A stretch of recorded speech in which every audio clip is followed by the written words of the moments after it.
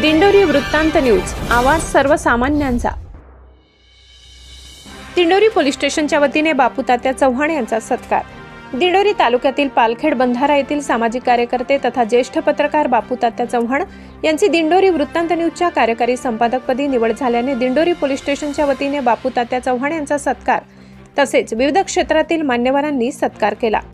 गेल्या 25 ते 30 वर्षापासून पत्रकारिता क्षेत्रात चव्हाण कार्यरत असून त्यांनी दिंडोरी तालुक्यातील अनेक असणाऱ्या समस्या, त्यामध्ये रस्ते, वीज, पाणी, शेतकऱ्यांच्या विविध योजना आपल्या लिखाणातून जनतेपर्यंत पोहोचविण्याचे काम केले। शिवाय ते विविध क्षेत्रातील संस्थांमध्ये कार्यरत असून शैक्षणिक सामाजिक कार्यामध्येही त्यांचे मौलिक असे योगदान असल्याने त्यांना अनेक राज्यस्तरीय पुरस्कार देखील प्राप्त झालेले आहेत। त्यांच्या याच कार्याची दखल घेऊन दिंडोरी न्यूज वृत्तांत संपादक सुरेश सुराशे यांनी त्यांची नुकतीच कार्यकारी संपादकपदी निवड केल्याने त्यांचा दिंडोरी पोलीस स्टेशनच्या वतीने पोलीस निरीक्षक रघुनाथ शेगर तसेच दिंडोरीच्या माजी उपनगराध्यक्षा शैलाताई उफाडे, भाजपाच्या वतीने तालुका अध्यक्ष श्याम मुरकुटे, मनसेच्या वतीने जिल्हा उपाध्यक्ष मनोज ढिकले, तालुका अध्यक्ष नामदेव गावित, पत्रकार संघाच्या वतीने संदीप गुंजाळ, सामाजिक कार्यकर्ते तथा चिंचखेड सोसायटीचे संचालक शिवानंद संधान यांनीही पुष्पगुच्छ देऊन सत्कार केला। यावेळी पोलीस स्टेशनचे पोलीस उपनिरीक्षक राकेश सिंह परदेशी, पोलीस उपनिरीक्षक सोपान राखोंडे, पोलीस उपनिरीक्षक किसन काळे, पोलीस उपनिरीक्षक सुदर्शन आवारे,